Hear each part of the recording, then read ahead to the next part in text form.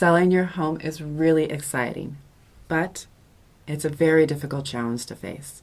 From tons of packing to the pressure of needing to make a profit, it can feel extremely overwhelming. So I've made you a 10-step guide to help get your home ready to sell and for top dollar. After these 10 steps, I'll go over an extra bonus tip to keep in mind during the home prepping process that'll help maximize your profit. Let's get started with the step that can be the most time consuming. Step number 1, packing. You'll need to pack most, if not all, of your belongings before the first buyer even steps foot inside your home. I feel it's easiest to start with the attic, garage, any storage sheds you might have, then take it room by room. When you're going through all your belongings, I recommend putting everything into 4 different groups. Group number 1, keep. These are all the things you don't need right now, but you will need at your new house. Group number 2, don't keep. These are the things that you can let go of and throw away, donate, or sell online or at a garage sale. Group number 3, must have. This is only if you'll be living in your house while it's up for sale. These are your must have everyday essentials. I like to think of it as packing for a month-long camping trip. What everyday items do you absolutely need, but will still be able to fit in your car and see out the back window? Remember, you have to be ready at a moment's notice to pack up all of your personal items so the buyer can come and see your house. And the last group is staging. Don't pack everything.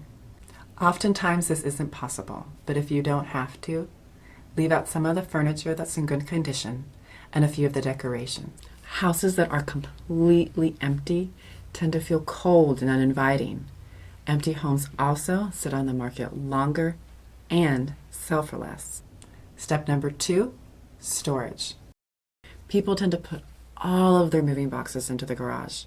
Try not to do this. Buyers do look in.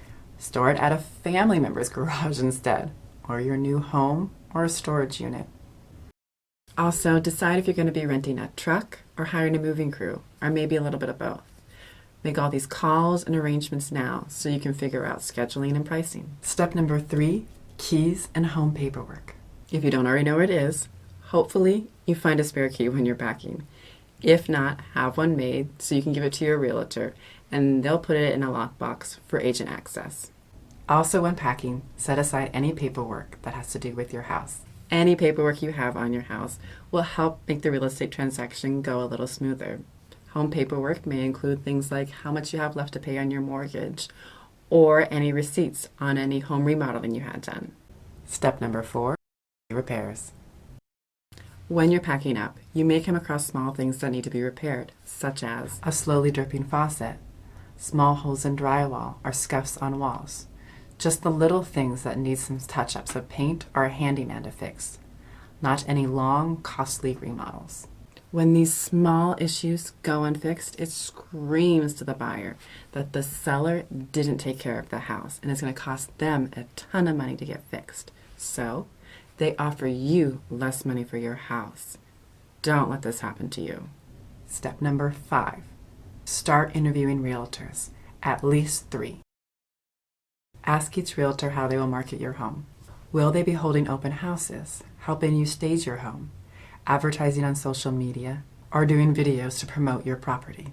Also, see how comfortable you feel with them. Are they rushing you to sign paperwork? Are they pressuring you in any way? Are they answering your phone calls in a timely fashion? Are they dodging your questions? There are a ton of realtors to choose from, and it is a time-consuming process to pick one. To save you time and energy, skip this step and follow the link below, and I'll find you a reliable realtor who knows how to maximize your profit and will keep you updated every step of the way. I'll keep in touch with you both as well. Step number 6, declutter and depersonalize. At this point, most of your things should be packed up, but usually there's still too much left behind, making it look more like your home and less like the buyer's dream home. So anything that reflects too much of your personality and your family needs to be safely packed away, such as family photos, religious items, magnets on the fridge, and large collections. You know, those things that are so you that the buyer can't picture themselves living there. This step also includes pets. When a buyer is coming over, take your dog out for a walk or have your neighbor babysit your pet. Think of it this way. If you were to turn your home into a vacation rental tomorrow, would guests feel welcomed and relaxed? This leads me to step number 7. During this step, you are going to clean like you have never cleaned before. You are going to need to clean your house from top to bottom, literally. From the cobwebs on the ceiling, dust on the top of ceiling fan blades, and the kitchen vent, down to wiping the baseboards and washing the floors, not just vacuuming them, but mopping and polishing them or having your carpets cleaned. If you are going to be living in your home while it's up for sale, remember you are going to have to clean your house before every buyer comes over and before every open house. The goal here is to get your home looking as shiny and new as possible, therefore making your house look more expensive. Another way to up the wow factor is through step number 8, lighting. I'll be with buyers who prefer one house over another simply because of lighting. Then I'll open up the curtains and suddenly they'll change their mind. Lighting is key. So make sure to dust light bulbs, replace burnt out ones, up wattage if needed, open all curtains. Get sheer curtains to cover up any unsightly views. Wash windows inside and out, not just for the buyer, but pictures also turn out better. In many states, light bulbs and curtains automatically stay with the house when you sell it. So make sure to check with your real estate agent. Step number 9, curb appeal.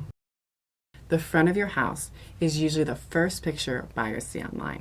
They see a lot of houses, so make them stop at yours and want to see the inside. Make your house stand out by either repainting or hosing off the front of your house to get off all accumulated dirt. You may just need new paint around the window trim. Also think about painting the front door. It takes a while for real estate agents to get the front door open, so this is where buyers tend to linger. Bring in color with some potted flowers. Get a new welcome mat. Get your bushes and trees trimmed back. Mow an edge. Weed the garden. Put down new mulch. Whether you hire a landscaper or do it all yourself, don't forget about the backyard. Too often the front yards look beautiful and then the backyards really leave a lot to be desired. Finally, step number 10, home staging. Before the pictures are taken, get some help from your real estate agent about some DIY home staging tips or hiring a professional home stager. Concentrate on the areas where buyers spend the most amount of time. This would be the living room and the primary bedroom. Buyers want to feel like they're walking into a home makeover show during the after segment, not the before. Last but certainly not least is the extra bonus tip I promised you. When you're getting your house ready to sell, you're not just doing it for the buyers and the photos being taken, but also for the appraiser. You'll likely end up accepting an offer from a buyer who is using a home loan. This means that their lender is going to require an appraisal. If the appraisal comes in too low, the buyer might not be able to purchase your house anymore. So the deal will fall apart. The appraiser isn't completely objective when valuing your home. Simple things like a house being clean and the furniture being beautifully arranged will result in a higher appraisal amount. I'll put a link above and below to my video on how to maximize your appraisal amount. When it comes to getting your house ready to sell, which thing are you procrastinating on the most? Or simply, which thing do you not want to do at all to get your house ready to sell? Go ahead and vent to me in the comments below. By the way, thank you so much for taking the time to watch this video. And don't forget to check out my other real estate videos. Hope to see you in the next one.